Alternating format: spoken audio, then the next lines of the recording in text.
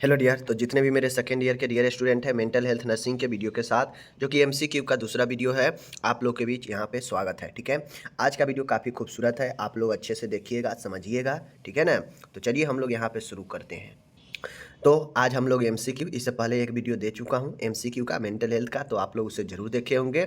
आज मैं second video कर रहा हूँ और इसमें और अच्छे अच्छे प्रश्न डाले गए हैं। चलिए करते हैं शुरू। ठीक है, पहला प्रश्न आपके सामने में है, देख सकते हैं। कह रहा है पहला प्रश्न कि नर्सिंग का अंतर व्यक्ति सिद्धांत इंटरपर्सनल थ्योरी किसके द्वारा दिया गया। मतलब नर्सिंग का जो इंटरपर्सनल थ्योरी है, अंतर व्यक्तिगत सिद्धांत जो है, वह किसके द्वारा दिया गया। अच्छा क्वेश्चन है।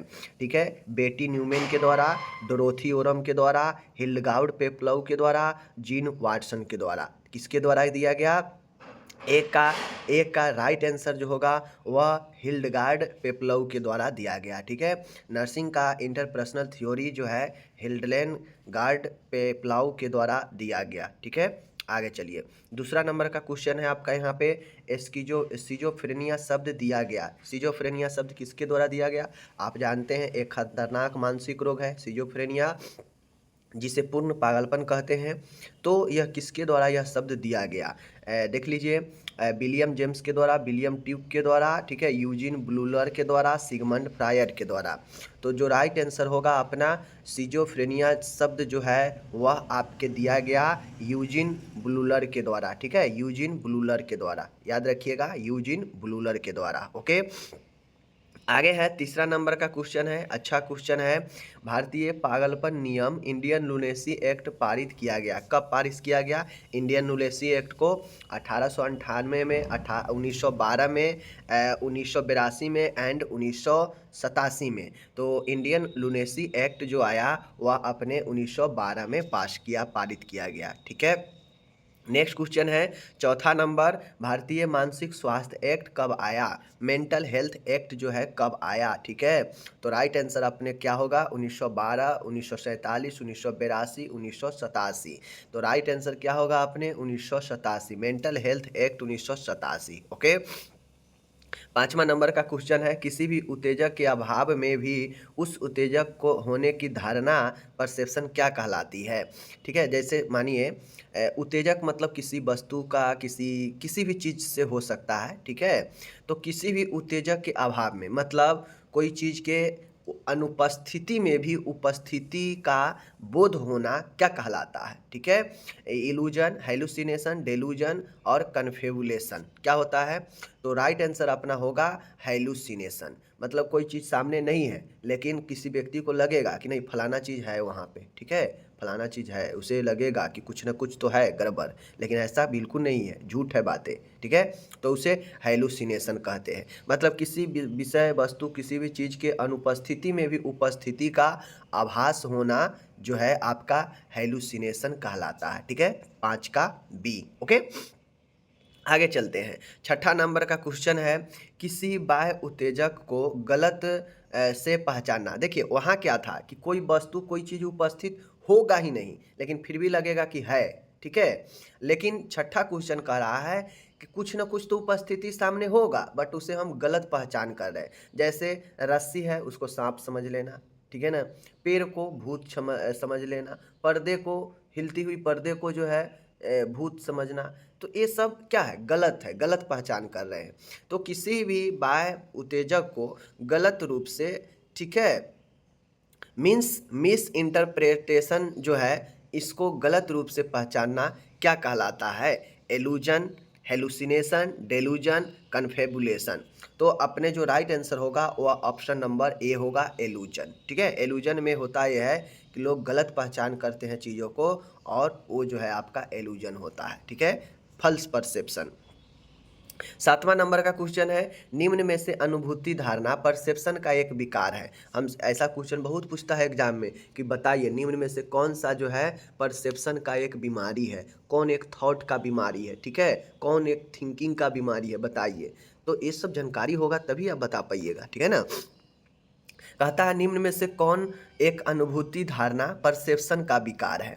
डेलूजन, हेलुसिनेशन, एमनेसिया, डेलेरियम।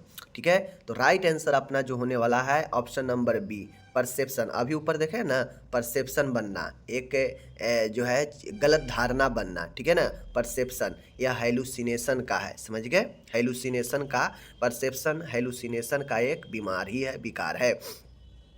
8वां नंबर का क्वेश्चन है, निम्न में से कौन सा साइकोटिक रोग नहीं है। अब आपको पता है साइकोटिक एंड न्यूरोटिक दो प्रकार के मेंटल रोग होता है स्पेशली, एक साइकोसिस और एक न्यूरोसिस, ठीक है। न्यूरोसिस में व्यक्ति जो है जैसे एंजाइटी वगैरह, फोबिया वगैरह, ओसीडी वगैरह, ये सब न्यूरोटिक में आता है। लेकिन पूर्ण पागलपन जैसे डिप्रेशन हो गया, सिजोफ्रेनिया हो गया, ठीक है, मेनिया हो गया, ये सब साइकोटिक में आता है। बातें को समझ लीजिए। तो कहता है इनमें से कौन साइकोटिक रोग नहीं है, बीपैड, बीपीएडी, फोबिया, डिप्रेशन, स्किजोफ्रेनिया। तो देखिए मैं बता दूं, डिप्रेशन भी फोबिया है, समझ गए, उसके बाद सिजोफ्रेनिया भी आपका जो है साइकोटिक रोग है, एंड मैं आपको बता दूं बीपीएडी ये भी साइकोटिक रोग है। लेकिन फोबिया अभी मैंने बताया, फोबिया हो, ओसीडी हो, एंजाइटी हो, ये सब आपका न्यूरोटिक बीमारी होता है। तो फोबिया आपका न्यूरोटिक है, इसलिए यह साइकोटिक नहीं होगा, ठीक है। आगे चलिए, आगे है क्वेश्चन आपका, यहाँ पे अच्छा क्वेश्चन है, हमसे ये पूछ रहा है कि बताइए नींद की अवस्था, नींद की अवस्था पूछा जा रहा है, ठीक है। तो नींद के कितने स्टेजेज होते हैं, 2, 4, 5, 6।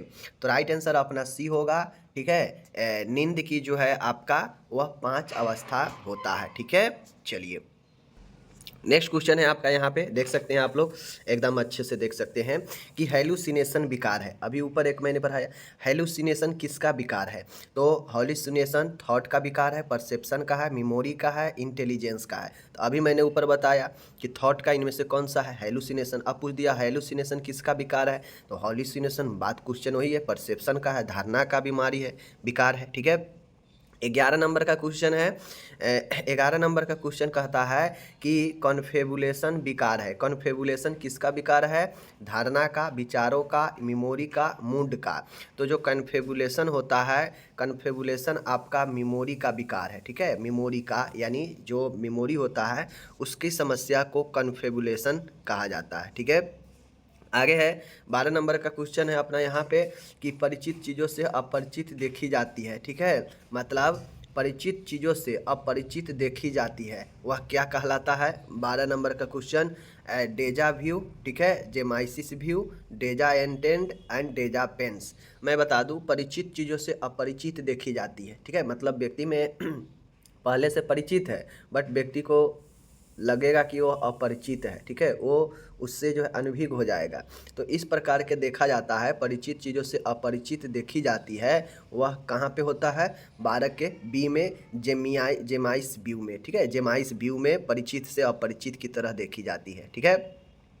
13 नंबर का क्वेश्चन है, भारतीय लोगों में निम्न में से कौन सी मानसिक बीमारी प्रमुखता से देखी जाती है। जो इंडियन पीपुल्स है, इंडियन लोग हैं, उसमें प्रमुखता से कौन सा मानसिक रोग देखी जाती है, उन्माद, डिप्रेशन, स्किजोफ्रेनिया, ओसीडी। तो अक्सर आप लोग एक वर्ड सुनते होंगे कि डिप्रेशन का शिकार है, डिप्रेशन में चला गया, डिप्रेशन में चला गया, डिप्रेशन से सुसाइड कर लिया, ये कर लिया, वो कर लिया। तो अक्सर भारतीय लोग में प्रमुखता से जो है डिप्रेशन पाया जाता है, ठीक है, अवसाद जिसे बोलते हैं, ठीक है, जिसे दुख की बीमारी कहते हैं। 14 नंबर का क्वेश्चन है, आईडी शब्द निम्न में से किसके द्वारा दिया गया। आईडी शब्द निम्न में से किसके द्वारा दिया गया। आप लोग फ्रॉड, स्किनर, बेकर, ब्लूलर। तो आपको पता होगा कि फ्राइड का ही मन संरचना मॉडल है और इसी पर आईडी, ईगो, सुपर ईगो लागू होता है, ठीक है। तो फ्राइड के द्वारा ही, ठीक है, ऑप्शन नंबर ए आईडी, ठीक है, जिसे इदम कहते हैं। 15 है, नेक्रोपोलेसी निम्न में से किसका असमानता है। नेक्रोपेलेसी, ठीक है, नेक्रोलेप्सी निम्न में से किसकी असमानता है, किसकी मतलब किसमें गड़बड़ी का है, नेक्रोलेप्सी कहा जाता है, किसमें गड़बड़ी होने का। तो राइट आंसर किसमें, हाइपोथैलेमस, नियोकॉर्टेक्स, सेरेबलम, मेंडुला ऑब्लंगेटा। तो नेक्रोलेप्सी अक्सर जो है देखा जाता है हाइपोथैलेमस में असमानता होने से ये चीज़ें होता है, ठीक है। 60 नंबर का क्वेश्चन है, 60 नंबर, अवसाद का संज्ञात्मक मॉडल, डिप्रेशन का कॉग्निटिव मॉडल किसके द्वारा दिया गया, ठीक है। जो डिप्रेशन है उसका कॉग्निटिव मॉडल, संज्ञात्मक मॉडल किसके द्वारा दिया गया। अच्छा क्वेश्चन, ठीक है, बेक के द्वारा, स्किनर के द्वारा, सरलेट के द्वारा, फ्राइड के द्वारा। तो अवसाद का जो संज्ञात्मक मॉडल है वह आपका दिया गया बेक के द्वारा, ठीक है, बेक के द्वारा। ओके, आगे चलते हैं। 17 नंबर का क्वेश्चन, अच्छा क्वेश्चन है, देख लीजिए।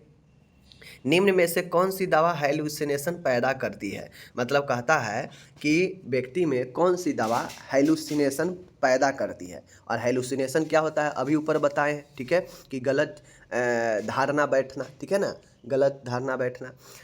तो यहाँ पे देख लीजिए, निम्न में से कौन सी दवा हेलुसिनेशन पैदा करती है? केटामाइन, ठीक है, गेलामाइन, ठीक है, डी ड्यूबोक्यूटर एंड पेनकुरोनियम, ठीक है, पेनकुरोनियम, डी ट्यूबोक्यूरेटर, गोलामीन एंड केटामिन, ठीक है।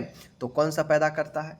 केटामिन जो दवा होता है, यह केटामिन हेलुसिनेशन पैदा करती है। बातें को समझिएगा, इसलिए कोई भी दवाई बगैर डॉक्टर के सलाह के नहीं लेना चाहिए। नेक्स्ट है 18 नंबर का क्वेश्चन है। 18 नंबर में कहता है नींद में चलना क्या कहलाता है? सोमनाबुलिज्म, ठीक है, समनोकाइनेसिस, इंसोमेनिया, यूनिरेसिस। तो राइट आंसर क्या होगा? नींद में चलने को हम लोग सोमना, ठीक है, सोमनाबुलिज्म कहते हैं, ऑप्शन ए। ओके, आगे है 19 नंबर का क्वेश्चन है कि व्यक्ति के मस्तिष्क में पूर्व निर्धारित विचारों का बार बार आना क्या कहलाता है? ठीक है ना, एक व्यक्ति है, उसके मस्तिष्क में पहले से जो बात है वह बार बार आ रहा है, रिपीटेड हो रहा है, रिपीटेशन हो रहा है, तो उसे हम लोग क्या कहते हैं? सप्रेशन कहते हैं, ओवेशन कहते हैं, डेलूजन कहते हैं, रिप्रेशन कहते हैं। तो आपको पता होगा बार बार रिपीटेशन होना, रिपीटेशन कंपल्सन, मतलब वह ओवेशन, ठीक है, ओवेशन से जुड़ा हुआ होता है, ठीक है, बाध्यता बार बार आने की, ठीक है, जो ओसीडी का एक लक्षण होता है, ठीक है ना, पता है आपको। आगे है 20 नंबर का क्वेश्चन है। एक रोगी व्यक्त करता है कि सेना मुझे मारने के लिए है, यह उदाहरण है। मतलब एक व्यक्ति व्यक्त कर रहा है, ऐसा उसको लग रहा है कि जो सेना है ना, जो सेना है वो मुझे मारने के लिए है, जबकि सेना क्या करता है? हम लोग को रक्षा सुरक्षा करता है, लेकिन उसको लग रहा है कि नहीं, सेना मुझे मारने के लिए है। यह किसका उदाहरण हो सकता है? भव्यता का भ्रम का, संदर्भ का विचार का, उत्पीड़न का भ्रम, विनाशवाद के भ्रम। किसका हो सकता है? Delusion of grandiosity, idea of reference, delusion of persecution and delusion of nihilism. किसका होगा? तो माय डियर, जो राइट आंसर होगा ऑप्शन नंबर सी, उत्पीड़न का भ्रम। उत्पीड़न का भ्रम मतलब उसे ये लग रहा है कि जो सेना है वह हमें बचाने के लिए नहीं, उत्पीड़न करने के लिए, मतलब मुझे मारने के लिए, जबकि ऐसा नहीं होता है। अगर सेना लोगों को मारने लगे, पता चले कि देश के नागरिक ही असुरक्षित हो जाएगा अपने ही देश के सैनिकों से, ठीक है ना।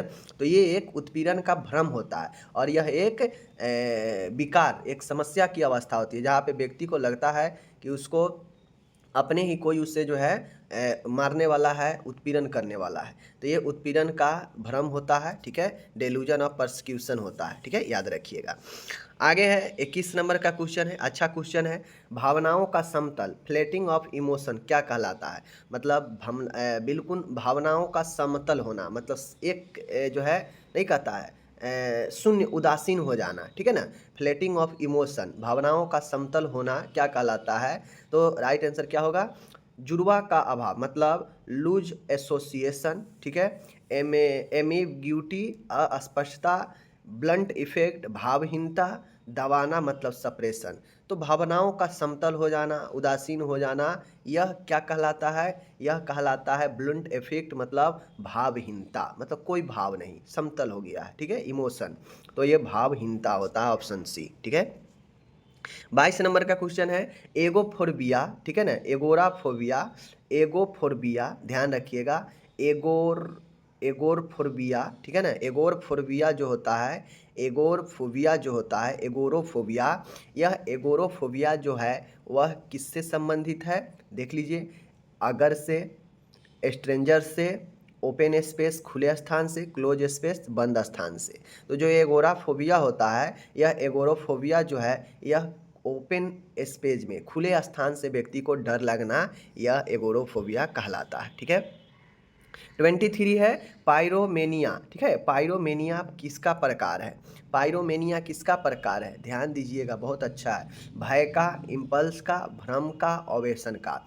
पायरोमेनिया किसका प्रकार है? पायरोमेनिया आपका प्रकार जो है वह इम्पल्स का प्रकार है, ठीक है, याद रखिएगा, इम्पल्स का, ठीक है ना। आगे चलिए, 24 नंबर का क्वेश्चन है, अच्छा क्वेश्चन, जो भी क्वेश्चन अच्छा अच्छा लेकर आए हैं आज। निम्न में से किसके दर्द में आघात पैनिक अटैक नहीं होता है, मतलब निम्न में से किसके जो है दर्द में आघात पैनिक अटैक नहीं होता है, हमें ये पूछ रहा है, ठीक है ना। मरने से डर, दृश्य विजुअल हेलुसिनेशन, संवेदनाओं का अवरोध होना चॉकिंग सेशन, नियंत्रण नहीं रखने का डर फियर ऑफ लॉजिंग कंट्रोल। देखिए, फियर ऑफ लॉजिंग कंट्रोल, व्यक्ति को ये लगता है नियंत्रण नहीं रखता है डरने से, तो व्यक्ति अपने जो डर का माहौल है उस पर अगर नियंत्रण नहीं रखेगा तो व्यक्ति बहुत ज़्यादा घबरा जाएगा, पैनिक हो जाएगा, ठीक है ना। तो ये आपका हो सकता है। संवेदनाओं का अवरोध होना चॉकिंग सेंसेशन, चॉकिंग सेंसेशन का मतलब है कि जो संवेदना होता है व्यक्ति को, जिससे किसी चीज़ के बारे में एहसास होता है, वो अगर अवरोध हो जाता है अचानक से तो व्यक्ति वहाँ पे जो है मतलब ये हो जाएगा थोड़ा सा, ठीक है ना, पैनिक हो जाएगा। मरने से डर, अब बताइए मरने से डर किसको नहीं लगता है, फियर ऑफ डाइंग, मरने से डर किसको नहीं लगता है, सबको डर लगता है।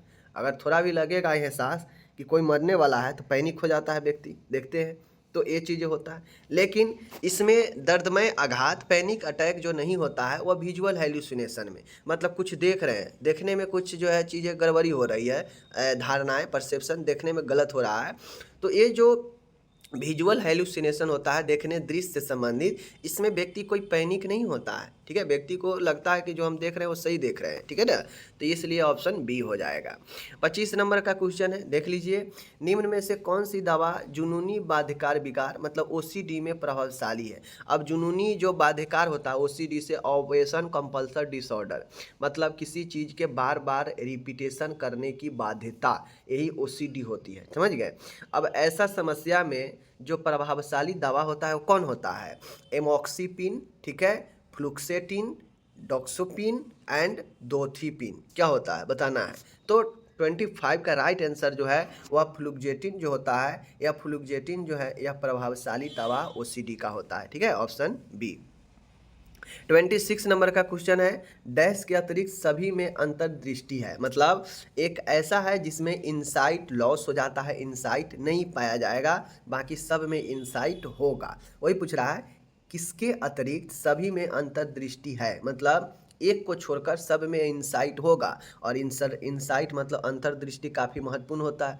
अगर आपके अंदर इंसाइट खत्म हो चुका है, मतलब आपके अंदर की अपने आप के अंदर की क्षमता, अपने मानसिक स्थिति को पहचानने का गुण खत्म हो गया है। इंसाइट का मतलब ये होता है कि आप अपने अंदर के खराब अच्छा ये सब को पहचान पाए, आप किस स्थिति में इसको पहचान पाए, अपने आप को आप परख सके, यही इंसाइट होता है, अपने अंदर की चीज़ों को देखना, ठीक है ना। अगर ये चीज़ें खत्म हो जाए मतलब दिक्कत है। तो किसमें इन सब के अतिरिक्त किसमें इंसाइट जो है आपका नहीं है, डैश के अतिरिक्त सभी में इंसाइट है, मतलब किसमें एक है जिसमें नहीं होगा। तो राइट आंसर क्या होगा, न्यूरोसिस, न्यूरोसिस वाले जो भी मरीज होते हैं उनमें इंसाइट होता है, ठीक है।